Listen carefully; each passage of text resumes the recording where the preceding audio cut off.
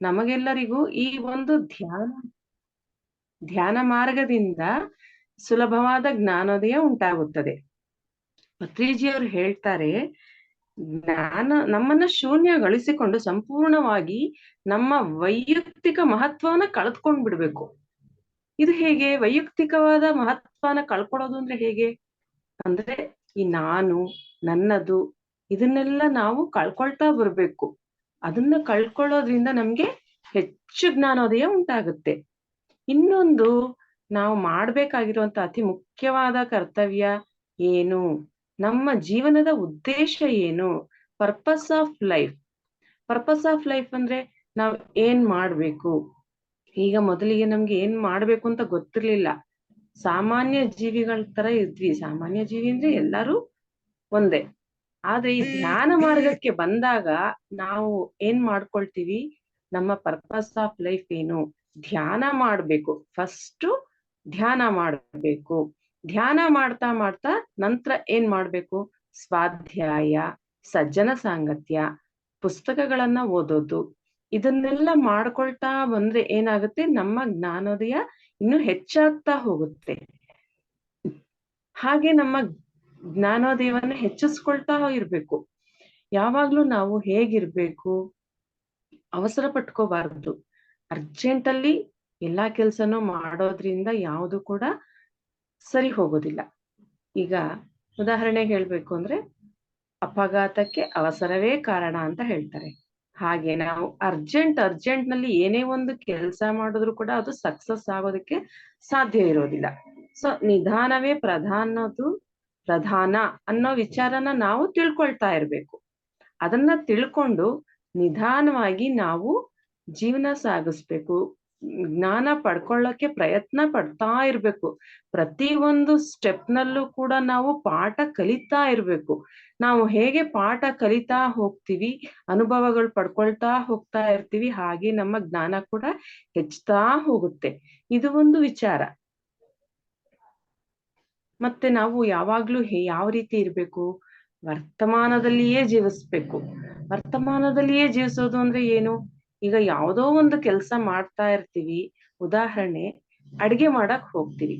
ಅಡ್ಗೆ ಮಾಡುವಾಗ ನಾವೇನ್ ಮಾಡ್ತೀವಿ? ಏನೇನೋ ಆಲೋಚನೆಗಳನ್ನ ಮಾಡ್ಕೊಳ್ತಾ ಇರ್ತೀವಿ. ಅದು ತಪ್ಪು. ಸಾವಿರಾರು ಆಲೋಚನೆಗಳು, ಮನುಷ್ಯನಿಗೆ ದಿನಕ್ಕೆ 72,000 ಆಲೋಚನೆಗಳು ಬರ್ತಾ ಇರುತ್ತಂತೆ. ಸೊ ಹಾಗೆ ನಾವು ಪ್ರೆಸೆಂಟ್ ಮೂಮೆಂಟ್ ನಲ್ಲಿ ಇರ್ಬೇಕು. ಅಂದ್ರೆ ನಾವು ಯಾವ ಕೆಲಸ ಮಾಡ್ತಾ ಇದ್ದೀವಿ, ಈಗ ಎಕ್ಸಾಂಪಲ್ ನಾವು ತರಕಾರಿ ಕಟ್ ಮಾಡ್ತಾ ಇರ್ತೀವಿ ಅನ್ಕೊಳ್ಳೋಣ. ಆ ತರಕಾರಿ ಕಟ್ ಮಾಡುವಾಗ ನಾವು ಏನ್ ಮಾಡ್ಬೇಕು? ಆ ತರಕಾರಿ ಹೇಗೆ ಬೆಳೀತು, ಆ ಬೆಳೆಯೋದಕ್ಕೆ ಕಾರಣ ಆಗಿತ್ತಲ್ಲ, ಅದು ಒಂದು ಬೀಜ, ಯಾರದನ್ನ ಮಣ್ಣೊಳಕ್ಕೆ ಹಾಕಿ ಹುಟ್ಟಾಕಿದ್ದು, ಆ ಬೀಜ ದೊಡ್ಡದಾಗಿ ಮರ ಬೆಳೆಯೋದಕ್ಕೆ, ಗಿಡವಾಗೋದಕ್ಕೆ ಯಾರು ಸಹಾಯ ಮಾಡಿದ್ರು, ಅವರನ್ನೆಲ್ಲ ನೆನಪಿಸ್ಕೊಂಡು ಅವ್ರಿಗೆಲ್ಲ ನಾವು ಥ್ಯಾಂಕ್ಸ್ ಹೇಳ್ಬೇಕು.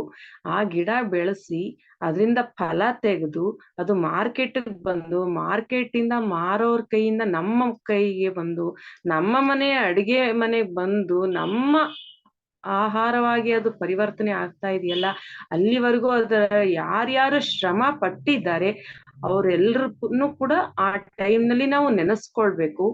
ಅವರು ಕೂಡ ಧ್ಯಾನ ಮಾಡೋ ಹಾಗೆ ಆಗ್ಲಿ, ಆ ಧ್ಯಾನ ಮಾಡೋ ಹಾಗೆ ಆಗಿ ಅವರು ನಾನ್ ವೆಜ್ ನ ಬಿಟ್ಟು ಪ್ಯೂರ್ ವೆಜಿಟೇರಿಯನ್ಸ್ ಆಗ್ಲಿ, ಅವರ ಫ್ಯಾಮಿಲಿಗೆ ಕೂಡ ತುಂಬಾ ಒಳ್ಳೇದಾಗ್ಲಿ.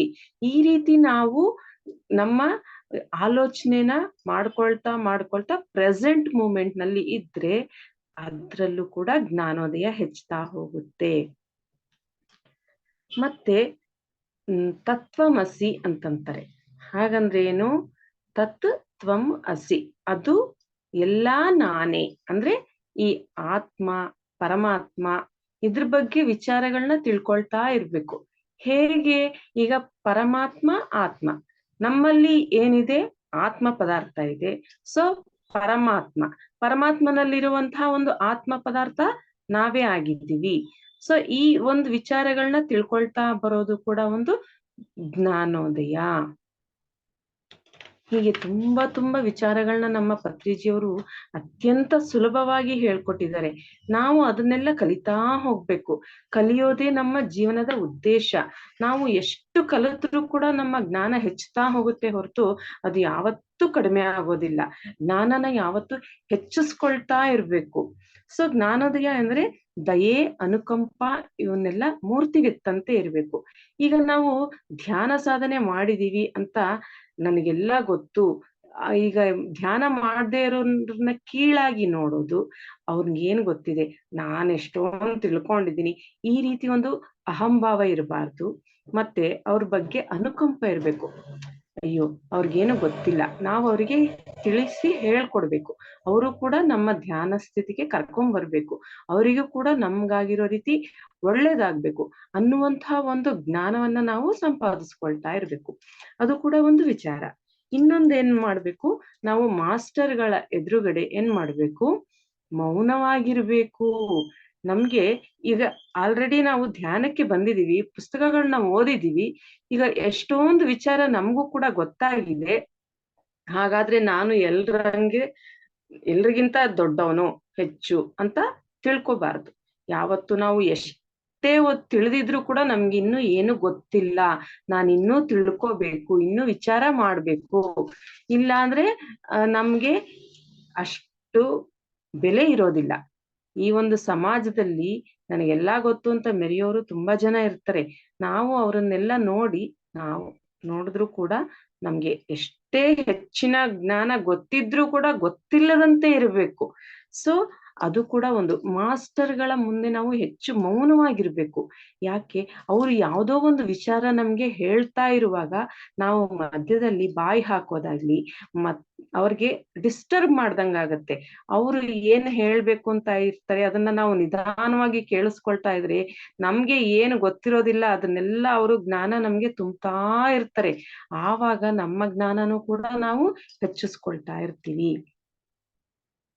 ಹಾಗೆ ನಿಗದಿತ ಕ್ಷಣದಲ್ಲಿ, ನಿಗದಿತ ಸಮಯದಲ್ಲಿ, ಸಂದರ್ಭಕ್ಕೆ ಅನುಸಾರವಾಗಿ ನಾವು ನಡ್ಕೊಳ್ತಾ ಇರ್ಬೇಕು. ನಮ್ಮ ನುಡಿ ಹೇಗಿರ್ಬೇಕು ಅಂತಂದ್ರೆ, ಎಲ್ಲಾ ಟೈಮ್ನಲ್ಲೂ ನನಗೆಲ್ಲಾ ಗೊತ್ತು ಅಂತ ತೋರ್ಸ್ಕೊಳ್ಳೋದಾಗ್ಲಿ, ಅಥವಾ ನಾನೇ ಎಲ್ರಿಗಿಂತ ತಿಳಿದವನು ಅಂತ ನಡ್ಕೊಳ್ಳೋದಾಗ್ಲಿ ಮಾಡಬಾರ್ದು. ಅದು ಕೂಡ ಒಂದು ವಿಚಾರ. ಯಾವ್ಯಾವ ಸ್ಥಳದಲ್ಲಿ ಹೇಗೆ ನಡ್ಕೋಬೇಕು ಅದು ಕೂಡ ಒಂದು ಜ್ಞಾನೋದಯದ ವಿಚಾರ. ಬಾಹ್ಯ ಜಗತ್ತಿನ ಗೋಜು ಗದ್ದಲದ ಮಧ್ಯದಲ್ಲಿ ಸಹ ಆಂತರಿಕ ಮೌನವನ್ನ ಕಾಪಾಡಿಕೋಬೇಕು. ಅದು ಸಾಧನೆ. ಹೇಗೆ ನಾವು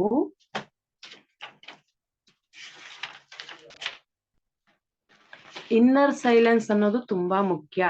ಇಲ್ಲಿ ಇನ್ನರ್ ಸೈಲೆನ್ಸ್ ಅಂದ್ರೆ ಏನು, ನಾವು ಎಲ್ಲಾ ವಿಷಯದಲ್ಲೂ ಮುಗ್ ತೋರಿಸ್ತಾ ಹೋಗ್ಬಾರ್ದು. ಈಗ ಯಾರೋ ಏನೋ ಮಾತಾಡ್ತಾ ಇರ್ತಾರೆ, ಅದನ್ನ ನಾವು ಸುಮ್ನೆ ಕೇಳಿಸ್ಕೊಳ್ತಾ ಇರ್ಬೇಕು. ಆ ಕೇಳಿಸ್ಕೊಳ್ಳೋದ್ರಿಂದ ನಮ್ಗೆ ಜ್ಞಾನ ಕೂಡ ತುಂಬಾ ಹೆಚ್ಚು ಸಿಗ್ತಾ ಇರುತ್ತೆ. ಏನೇ ಮಾಡಿದ್ರು ಕೂಡ ಸಾಧನೆ ಮಾಡುವಾಗ ಮೌನವಾಗಿ ಸಾಧನೆ ಮಾಡ್ಬೇಕು. ಧ್ಯಾನ ಮಾಡುವಾಗ್ಲೂ ಮೌನ ಇರ್ಬೇಕು, ಸಾಧನೆ ಮಾಡುವಾಗ್ಲೂ ಮೌನವಾಗಿ ಪ್ರತಿಯೊಬ್ಬರನ್ನು ಅನುಸರಿಸ್ತಾ ಇರ್ಬೇಕು. ಅವರ ಅನುಕರಣೆ ಮಾಡ್ಕೊಂಡ್ ನಾವು ದೊಡ್ಡ ದೊಡ್ಡ ಮಾಸ್ಟರ್ಸ್ನ ನಾವು ಕೇಳ್ತಾ ಇದ್ರೆ, ಅವರ ವಚನಗಳು, ಅವರ ಹಿತವಚನಗಳನ್ನ ನಾವು ಕೇಳ್ತಾ ಬಂದ್ರೆ ನಮ್ಮ ಜ್ಞಾನಾಭಿವೃದ್ಧಿ ಹೆಚ್ಚುತ್ತಾ ಹೋಗುತ್ತೆ. ಹಾಗೆ ಜ್ಞಾನೋದಯ ಎಂದ್ರೆ ಅನಂತ ನೋವು ಮತ್ತು ಅನಂತ ಅವಮಾನಗಳನ್ನ ಸಹಿಸಿಕೊಳ್ಳೋದು. ಇದು ಹೇಗೆ, ಎಷ್ಟೇ ನಮ್ಗೆ ಬೇಜಾರಾಗ್ಲಿ, ಎಷ್ಟೇ ನೋವಾಗ್ಲಿ ಅದನ್ನ ಸಹಿಸ್ಕೊತಾ ಇರ್ಬೇಕು. ಈಗ ವಚನಗಳಲ್ಲಿ ನಾವು ಕೇಳಿರ್ತೀವಿ, ನಿಂದನೆಗಳು ಇರಬೇಕು, ತೆಗಳುವವರು ಇರಬೇಕು. ನಮ್ಮನ್ನ ಬೇರೆಯವರು ತೆಗಳ್ತಾ ಇದ್ರೆ ನಮ್ಮ ಬೆಳವಣಿಗೆ ಚೆನ್ನಾಗಾಗತ್ತೆ. ನಮ್ಮ ಬೆಳವಣಿಗೆಗೆ ಅದು ಕೂಡ ಮುಖ್ಯನೇ. ನಾವು ಬೇಜಾರ್ ಮಾಡ್ಕೋಬಾರ್ದು. ಯಾರೋ ಬೈದ್ರು ಅಂದ್ರೆ ಅದು ಕೂಡ ಥ್ಯಾಂಕ್ಸ್ ಹೇಳ್ಬೇಕು. ಏನೋ ಒಂದು ಒಳ್ಳೇದಕ್ಕೆ, ನಮ್ಮಲ್ಲಿ ಏನೋ ಒಂದು ನ್ಯೂನತೆ ಇರುತ್ತೆ, ಅದನ್ನ ಅವರು ತೆಗಳಿರ್ತಾರೆ, ಅದನ್ನ ನಾವು ಸರಿಪಡಿಸಿಕೊಳ್ಳೋದಕ್ಕೆ ಇದು ಒಂದು ಒಳ್ಳೆ ಅವಕಾಶ ಅಂತ ತಿಳ್ಕೊಂಡು ನಾವು ನಮ್ಮ ಜ್ಞಾನನ ಅಭಿವೃದ್ಧಿ ಮಾಡ್ಕೋಬೇಕಾಗತ್ತೆ. ಅದರಿಂದ ಕೂಡ ನಮ್ಮ ಜ್ಞಾನ ಹೆಚ್ಚುತ್ತಾ ಹೋಗುತ್ತೆ. ಹಾಗೆ ಜ್ಞಾನೋದಯ ಅಂದ್ರೆ ಆತ್ಮವಿಶ್ವಾಸ ಮತ್ತೆ ಅನುಪಮ ಗುಣಗಳನ್ನು ಕಳೆದುಕೊಳ್ಳದೆ ಇರೋದು ಕೂಡ ಒಂದು ಜ್ಞಾನ. ಇದರಲ್ಲಿ ಹೇಗೆ ಅಂತಂದ್ರೆ ನಮ್ಮ ಆತ್ಮವಿಶ್ವಾಸ ಹೆಚ್ಚುತ್ತೆ. ನಮ್ಮಲ್ಲಿ ಜ್ಞಾನ ಹೆಚ್ಚುತ್ತಾ ಹೋದಷ್ಟು, ನಾವು ಒಳ್ಳೊಳ್ಳೆ ವಿಚಾರಗಳನ್ನ ತಿಳ್ಕೊಳ್ತಾ ಹೋದಷ್ಟು ಕೂಡ ನಮ್ಮ ಜ್ಞಾನ ಹೆಚ್ಚುತ್ತಾ ಹೋಗುತ್ತೆ. ಈ ಸಾವು ಅನ್ನೋದು ಒಂದು ಮೂರ್ಖ ವಿಚಾರ. ಈಗ ಸಾವಿಗೆ ನಾವು ಮೊದ್ಲೆಲ್ಲ ತುಂಬಾ ಹೆದರ್ಕೊಳ್ತಾ ಇದ್ವಿ. ಈ ಧ್ಯಾನ ಮಾರ್ಗಕ್ಕೆ ಬಂದ್ಮೇಲೆ ಆತ್ಮ ಬೇರೆ, ಆತ್ಮಕ್ಕೆ ಸಾವಿಲ್ಲ, ಈ ದೇಹಕ್ಕೆ ಮಾತ್ರ ಸಾವಿರೋದು. ದೇಹ ಸತ್ರು ಕೂಡ ಆತ್ಮ ಶಾಶ್ವತ. ಹಾಗಾಗಿ ನಾವು ಸಾವಿಗೆ ಅಂಜೋದಿಲ್ಲ. ಈ ರೀತಿ ಒಂದು ವಿಚಾರನ ತಿಳ್ಕೊಂಡಾಗ ಕೂಡ ನಮ್ಮ ಜ್ಞಾನ ಅಭಿವೃದ್ಧಿ ಆಗಿರುತ್ತದೆ. ಇದು ಕೂಡ ಜ್ಞಾನದ ಒಂದು ಸಂಕೇತ. ಮತ್ತೆ ಒಳ್ಳೆಯದ್ದು ಯಾವುದು, ಕೆಟ್ಟದ್ದು ಯಾವುದು ಅಂತ ನಾವು ತಿಳ್ಕೊಳ್ತಾ ಇರ್ತೀವಿ. ಯಾವುದು ಎಲ್ಲ ಒಳ್ಳೆಯದೇ ಇರ್ಬೋದು, ಕೆಟ್ಟದೇ ಇರ್ಬೋದು, ಎಲ್ಲಾನು ಸಮವಾಗಿ ಸ್ವೀಕಾರ ಮಾಡ್ಬೇಕು. ನಮ್ಗೆ ಭಗವದ್ಗೀತೆನಲ್ಲಿ ನಾವೆಲ್ಲ ಕೇಳಿದೀವಿ, ಶ್ರೀಕೃಷ್ಣ ಭಗವಾನರು ಏನ್ ಹೇಳ್ತಾರೆ, ಶೀತೋಷ್ಣ ಸುಖ ದುಃಖೇಶು ಅಂತ ಒಂದು ಶ್ಲೋಕ ಹೇಳಿದ್ದಾರೆ. ಅಂದ್ರೆ ಶೀತನೇ ಆಗ್ಲಿ, ಇಲ್ಲ ಉಷ್ಣನೇ ಆಗ್ಲಿ, ಕಷ್ಟನೇ ಬರ್ಲಿ, ಸುಖನೇ ಬರ್ಲಿ, ಏನೇ ಆದ್ರೂ ಕೂಡ ಎಲ್ಲವನ್ನು ಸಮಭಾವದಿಂದ ನಾವು ಸ್ವೀಕಾರ ಮಾಡ್ತಾ ಹೋಗ್ಬೇಕು. ಅದೇ ಜೀವನ. ಜೀವನದಲ್ಲಿ ಕಷ್ಟ ಸುಖ ಎಲ್ಲಾ ಬರುತ್ತೆ. ಕಷ್ಟಕ್ಕೆ ಹೆದರಬಾರ್ದು, ಸುಖಕ್ಕೆ ತುಂಬಾ ಸಂತೋಷ ಪಡಬಾರ್ದು. ಎಲ್ಲ ಈಕ್ವಲ್ ಆಗಿ ತಗೊಳ್ಳೋ ಅಂತ ಮನಸ್ಥಿತಿ ಯಾವ್ದ್ರಿಂದ ಸಿಗುತ್ತೆ? ಈ ಒಂದು ಧ್ಯಾನದಿಂದ ಬರುತ್ತದೆ. ಧ್ಯಾನದಿಂದ ನಮ್ಗೆ ಎಷ್ಟೆಲ್ಲ ಅನುಕೂಲಗಳಿದೆ ಅಲ್ವಾ, ಎಷ್ಟೆಲ್ಲ ಪ್ರಯೋಜನಗಳಿದೆ. ಇದೆಲ್ಲ ಗೊತ್ತಿದ್ದು ಕೂಡ ನಾವು ಟೈಮ್ ವೇಸ್ಟ್ ಮಾಡದೆ ಧ್ಯಾನನ ಮಾಡ್ತಾ ಬರ್ಬೇಕು. ಇದೆಲ್ಲ ಮಾಡಿದ್ರೆ ಒಳ್ಳೇದಾಗತ್ತೆ ಅಂತ ನಮ್ಗೆಲ್ಲ ಗೊತ್ತು.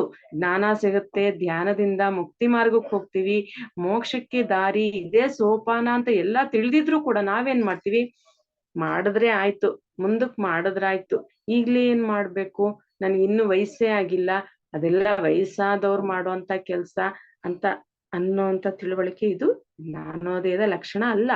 ಅದು ತಪ್ಪು ತಿಳುವಳಿಕೆ. ನಮ್ಗೆ ಪ್ರತಿ ಕ್ಷಣವೂ ಕೂಡ ಅಂತಿಮ ಕ್ಷಣ. ಇನ್ನು ಒಂದು ಕ್ಷಣಕ್ಕೆ ಏನಾಗುತ್ತೆ ಗೊತ್ತಿಲ್ಲ. ನಮ್ಮ ದೇಹ ಆತ್ಮ ಯಾವಾಗ ಬೇರೆ ಬೇರೆ ಆಗುತ್ತೆ ಅನ್ನೋದು ವಿಚಾರ ನಮ್ಗೆ ಗೊತ್ತಿರೋದಿಲ್ಲ. ಸೊ ಹಾಗಾಗಿ ನಾವು ಕಾಲಹರಣನೇ ಮಾಡಬಾರ್ದು. ಕಾಲಹರಣ ಮಾಡದಂತೆ ಧ್ಯಾನವನ್ನ ಪ್ರತಿದಿನ ಮಾಡೋದ್ರಿಂದ ನಮ್ಮ ಜ್ಞಾನ ಅಭಿವೃದ್ಧಿ ಆಗ್ತಾ ಹೋಗುತ್ತೆ. ಜ್ಞಾನ ಹೆಚ್ಚುತ್ತಾ ಹೆಚ್ಚುತ್ತಾ ನಾವು ಮೋಕ್ಷ ಮಾರ್ಗಕ್ಕೆ ಸುಲಭವಾಗಿ ಹೋಗ್ಬೋದು. ಇದು ಕೂಡ ಒಂದು ಒಳ್ಳೆ ವಿಚಾರ.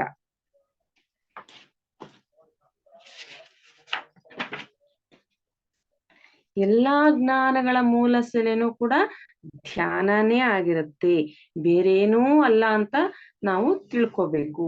ಅದು ಕೂಡ ಒಂದು ಒಳ್ಳೆ ಜ್ಞಾನೋದಯದ ಸಂಕೇತ. ಈಗ ಜ್ಞಾನೋದಯ ಅಂದ್ರೆ ನಾವೇನ್ ಮಾಡ್ತಾ ಇದ್ವಿ ಮುಂಚೆ, ಮಾತನಾಡುವಾಗ ಮಾತನಾಡದ ಮೇಲೆ ಮತ್ತೆ ಮಾತನಾಡೋದಕ್ಕೆ ಮುಂಚೆ ವಿಚಾರ ಮಾಡಿ ಮಾತಾಡ್ಬೇಕು. ಯಾವ ರೀತಿ ಮಾತಾಡ್ಬೇಕು, ಯಾರ ಹತ್ರ ಹೇಗೆ ಮಾತಾಡ್ಬೇಕು, ವಿನಯವಾಗಿ ವಿನೀತ ಭಾವದಿಂದ ಮಾತನಾಡ್ಬೇಕು. ಏನು ಈಗ ಎಲ್ಲೋ ಒಂದ್ ಕಡೆ ಹೋಗ್ತೀವಿ, ಯಾರೋ ಒಂಥರ ಇರಿಟೇಟ್ ಆಗೋ ರೀತಿ ಮಾತನಾಡ್ತಾ ಇರ್ತಾರೆ. ಅಂತ ಟೈಮ್ನಲ್ಲಿ ನಾವು ನಮ್ಮ ಸಂಯಮವನ್ನ ಕಳ್ಕೋಬಾರ್ದು. ಅವರು ಎಷ್ಟೇ ಇರಿಟೇಟ್ ಮಾಡ್ಲಿ, ನಾವು ಸಮಾಧಾನವಾಗಿ ನಿಧಾನವಾಗಿ ಮಾತನಾಡೋದನ್ನ ಅಭ್ಯಾಸ ಮಾಡ್ಕೋಬೇಕು. ಆಗ ಅದರ ಒಂದು ನಮ್ಮ ನಡವಳಿಕೆಯನ್ನ ನೋಡಿ ಎಷ್ಟು ಜ್ಞಾನಿಗಳು ಇವರು ಅಂತ ನಮ್ಮನ್ನ ಗುರುತಿಸ್ತಾರೆ. ಈ ರೀತಿ ಧ್ಯಾನದಿಂದ ನಾವು ಜ್ಞಾನಿಗಳಾಗಬಹುದು. ಇಷ್ಟೆಲ್ಲಾ ಜ್ಞಾನೋದಯದ ವಿಚಾರಗಳು ಇನ್ನೂ ಹೆಚ್ಚು ಹೆಚ್ಚು ನಮ್ಮ ಗುರೂಜಿಯವರು ಎಷ್ಟು ಚೆನ್ನಾಗಿ ಹೇಳಿದ್ದಾರೆ ಅಂತಂದ್ರೆ ಪದಗಳಲ್ಲಿ ವರ್ಣಿಸೋದಿಕ್ಕೆ ಅಸಾಧ್ಯ. ಇಂಥ ಜ್ಞಾನವನ್ನ ನಾವೆಲ್ಲ ಪಡಿತಾ ಜ್ಞಾನ ಮಾರ್ಗದಿಂದ ಮುಕ್ತಿ ಮಾರ್ಗಕ್ಕೆ ಹೋಗೋಣ. ದಯವಿಟ್ಟು ಎಲ್ಲರೂ ಪ್ರತಿಯೊಬ್ರು ಪ್ರತಿನಿತ್ಯ ಧ್ಯಾನ ಮಾಡ್ಲೇಬೇಕು. ಈ ಧ್ಯಾನದಿಂದ, ಈ ಜ್ಞಾನದಿಂದ ನಮ್ಮ ಜೀವನದಲ್ಲಿ ಎಷ್ಟು ಒಳ್ಳೆ ಬದಲಾವಣೆಗಳಾಗುತ್ತೆ ಅಂದ್ರೆ ಹೇಳೋದಿಕ್ಕೆ ಅಸಾಧ್ಯ ಆಗುತ್ತೆ. ನನಗೇನಾಯ್ತು ಅಂತಂದ್ರೆ, ನನಗೆ ಇಷ್ಟು ಜ್ಞಾನ ಪರಿಚಯ ಮಾಡಿಕೊಟ್ಟ ಮೇಲೆ ತುಂಬಾನೇ ಲೈಫ್ನಲ್ಲಿ ಈ ಲೈಫ್ ಅನ್ನೋದು ತುಂಬಾ ಈಸಿ ಅನ್ನಿಸ್ತು. ಇದಕ್ ಮುಂಚೆ, ಈ ಧ್ಯಾನಕ್ಕೆ ಬರೋಕ್ ಮುಂಚೆ ಲೈಫ್ ಅಂದ್ರೆ ತುಂಬಾ ಕಷ್ಟ, ಎಷ್ಟು ಗೋಜು, ಎಷ್ಟು ಗೊಂದಲಗಳಿಂದ ಕೂಡಿತ್ತು. ಈ ಧ್ಯಾನಕ್ಕೆ ಬಂದ ನಂತರ ನನ್ನ ಜೀವನ ತುಂಬಾನೇ ಹೂವಿನ ರೀತಿ ಆಗೋಗಿದೆ. ಈ ಒಂದು ಹಣಕಾಸಿನ ವ್ಯವಸ್ಥೆ ಸರಿ ಇಲ್ದೆ ಇರ್ಬೋದು, ಮತ್ತೆ ಸಂಸಾರದಲ್ಲಿ ಯಾವುದೇ ಒಂದು ಜಗಳ ಕಲಹಗಳಿರ್ಬೋದು, ಪ್ರತಿ ಒಂದಕ್ಕೂ ಕೂಡ ಈಗ ಎಲ್ಲ ಫುಲ್ ಸ್ಟಾಪ್ ಆಗ್ಬಿಟ್ಟಿದೆ. ಯಾವ್ದಕ್ಕೂ ಯಾವ ತರದ ಚಿಂತನೆಗಳು ಮಾಡೋ ಹಾಗಿಲ್ಲ. ಎಲ್ಲ ನಮ್ಗೆ ಪತ್ರಿಜಿ ಗುರುಗಳು ಎಷ್ಟು ಜ್ಞಾನ ಕೊಟ್ಟಿದ್ದಾರೆ ಅಂತಂದ್ರೆ ಇದ್ರೆಲ್ಲದ್ರಿಂದನೂ ನಾವು ಮುಕ್ತರಾಗಿ ಬಿಟ್ಟಿದೀವಿ. ಸಂಸಾರದಲ್ಲಿ ನಿರ್ವಾಣ ಮಾಡೋದು ಎಷ್ಟು ಕಷ್ಟ ಅಂತ ಮೊದಲು ಅನ್ನಿಸ್ತಾ ಇತ್ತು. ಆದ್ರೆ ಈಗ ಧ್ಯಾನ ಸಾಧನೆ ಮಾಡ್ತಾ ಮಾಡ್ತಾ ಮಾಡ್ತಾ ಎಷ್ಟು ಸುಲಭವಾಗಿದೆ ಈ ಸಂಸಾರದಲ್ಲಿ ನಿರ್ವಾಣ. ಮುಂಚೆ ಅನ್ನಿಸ್ತಾ ಇತ್ತು ಈ ಸನ್ಯಾಸಿಗಳ ತರ ಇರೋರ್ಗೆ ಮಾತ್ರ ಈ ಧ್ಯಾನ ಮಾಡ್ಕೊಂಡಿರೋದಕ್ಕೆ ತುಂಬಾ ಸುಲಭ, ನಾವು ಸಂಸಾರದಲ್ಲಿ ಇದ್ದವ್ರಿಗೆ ಇದೆಲ್ಲ ಸಾಧ್ಯ ಇಲ್ಲ ಅಂತ ಅನ್ನಿಸ್ತಾ ಇತ್ತು. ಪತ್ರಿಜಿಯವರ ಒಂದು ವಾಣಿಯನ್ನ ಕೇಳದ್ಮೇಲೆ, ಅವರ ಒಂದು ನುಡಿಮುತ್ತುಗಳನ್ನೆಲ್ಲ ಓದದ್ಮೇಲೆ ಈಗ ಅನ್ನಿಸ್ತಾ ಇದೆ ಸಂಸಾರ ಅಂದ್ರೆ ತುಂಬಾ ಸುಲಭ. ಇದರಲ್ಲಿ ಇದ್ದು ನಾವು ನಿರ್ವಾಣ ಹೊಂದೋದ್ರಿಂದ ನಮ್ಮ ಜ್ಞಾನ ಸಾಧನೆ ಹೆಚ್ಚುತ್ತಾ ಹೋಗುತ್ತೆ. ಇದರಿಂದ ತುಂಬಾ ಒಳ್ಳೆಯ ಅನುಕೂಲಗಳಾಗುತ್ತೆ. ಪ್ರತಿಯೊಬ್ರು ಪ್ರತಿ ಒಂದು ದಿನಾನು ತಪ್ಪದೆ ಧ್ಯಾನ ಮಾಡ್ಬೇಕು. ಧ್ಯಾನ ಮಾಡ್ತಾ ಮಾಡ್ತಾ ಜ್ಞಾನ ಮಾರ್ಗಕ್ಕೆ ಹೋಗಿ ಜ್ಞಾನ ಮಾರ್ಗದಿಂದ ಪ್ರತಿಯೊಬ್ಬರು ಮುಕ್ತಿಯನ್ನ ಹೊಂದೋಣ. ಇಷ್ಟನ್ನ ಹೇಳ್ತಾ ನನ್ನ ಮಾತುಗಳನ್ನ ಮುಗಿಸ್ತಾ ಇದ್ದೀನಿ. ಈ ಅವಕಾಶವನ್ನು ಕೊಟ್ಟಂತಹ PSSM ಮೈಸೂರು ಬಳಗಕ್ಕೆ ನನ್ನ ತುಂಬ ಹೃದಯದ ಧನ್ಯವಾದಗಳು. Thank you madam, thank you so much. ಜ್ಞಾನೋದಯ ಅನ್ನೋದನ್ನ ನೀವು ಪದಗಳಲ್ಲಿ ಹೇಳಿದ್ರಿ. ಅಂದ್ರೆ ಪತ್ರಿಜಿಯವರು ಹೇಳಿರೋ ವಿಷಯನ ನಮಗೆ ಹಂಚೋ ಅವಕಾಶ, ನಮಗೂ ನಿಮ್ಮ ಮಾತುಗಳನ್ನ ಕೇಳಿ ಆ ಜ್ಞಾನ ವೃದ್ಧಿ ಮಾಡ್ಕೊಳ್ಳೋಕೆ ಒಂದು ಅವಕಾಶ. ಅದಕ್ಕೆ ನನ್ನ ಹೃದಯಪೂರ್ವಕ ಧನ್ಯವಾದಗಳು. ಅಂದ್ರೆ ವಿಷಯ ತುಂಬಾ ಈಸಿಯಾಗಿದೆ, ಅದನ್ನ ನೀವು ನಮ್ಗೆ ತಿಳಿಸ್ಕೊಟ್ರಿ. ನಮ್ಗೆ ಅಂದ್ರೆ ಎಲ್ಲಿ ಇವಾಗೆಲ್ಲ ಸಿಕ್ಕಾಕೊಂಡ್ಬಿಡ್ತೀವಿ ಮಾಯೆಗಳಲ್ಲಿ, ನೆನೆಸ್ಕೊಳ್ತೀವಿ ಮರ್ತ್ ಹೋಗ್ತೀವಿ, ನೆನೆಸ್ಕೊಳ್ತೀವಿ ಮರ್ತ್ ಹೋಗ್ತೀವಿ. ಆದ್ರೆ ಮಾಯೆಗೆ ಹೋದಾಗ ಇದೆಲ್ಲ ಮತ್ತೆ ಹೋಗ್ತದೆ. ಈ ತರ ಹೇಳ್ತಾ ಹೇಳ್ತಾ ನೀವು ಒಬ್ಬೊಬ್ರು ಮಾಸ್ಟರ್ಗಳು ಹೇಳ್ತಾ ಇದ್ದಂಗೆ ನಾವು ಎಚ್ಚರಗೊಳ್ಕೊಳ್ತೀವಿ. ಇದೊಂದು ಒಳ್ಳೆ ಅವಕಾಶ ನಮ್ಗೆ. Thank you so much madam. Masters, Harini madam ಹೇಳಿದ್ದು ವಿಷಯಗಳು ತುಂಬಾ ಸಿಂಪಲ್ ಆಗಿ ಜ್ಞಾನೋದಯಕ್ಕೆ ದಾರಿಗಳನ್ನ, ಸುಮಾರು ದಾರಿಗಳನ್ನ ಹೇಳ್ಕೊಟ್ರು. ನಾವು ಹೇಗೆ ನಮ್ಮ ಆಚಾರ ವಿಚಾರಗಳನ್ನ ಇಟ್ಕೋಬೇಕು, ನಮ್ಮ ಭಾವನೆಗಳನ್ನ ಹೇಗೆ ಇಟ್ಕೋಬೇಕು, ಇದನ್ನೆಲ್ಲ ಹೇಳ್ಕೊಟ್ರು. ಸೊ ನಿಮಗೆ ಇದ್ರ ಬಗ್ಗೆ ಏನಾದ್ರೂ ಕ್ವಶನ್ಸ್ ಅಥವಾ ನಿಮ್ಮ ನಾಲೆಡ್ಜ್ಗಳನ್ನ, ನಿಮ್ಮ ಅನಿಸಿಕೆಗಳನ್ನ ಶೇರ್ ಮಾಡ್ಕೋಬಹುದು. ಹರಿಣಿ ಮೇಡಮ್ ಜೊತೆ ಮಾತಾಡ್ಬೋದು. ಸೊ ಅನ್ಮ್ಯೂಟ್ ಮಾಡ್ಕೊಂಡು ಮಾತಾಡಿ ಮಾಸ್ಟರ್.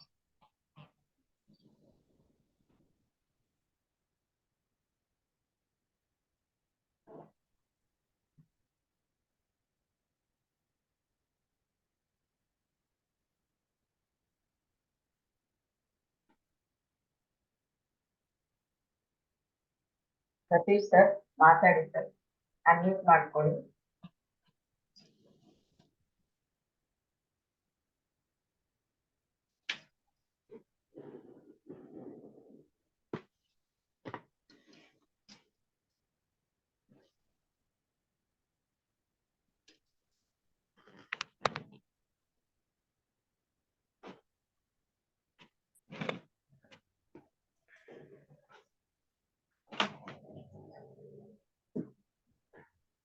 ಸರ್ ಹೇಳಿ, ಹೇಗೆ ಅನ್ನಿಸ್ತು?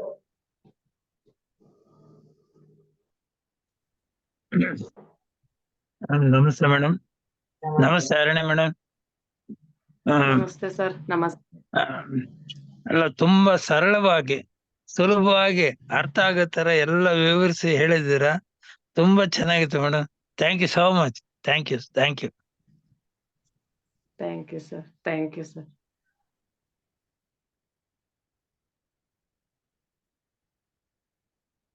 ಮಾಸ್ಟರ್ಸ್ ಯಾರು ಬೇಕಾದ್ರೂ ಅನ್ಮ್ಯೂಟ್.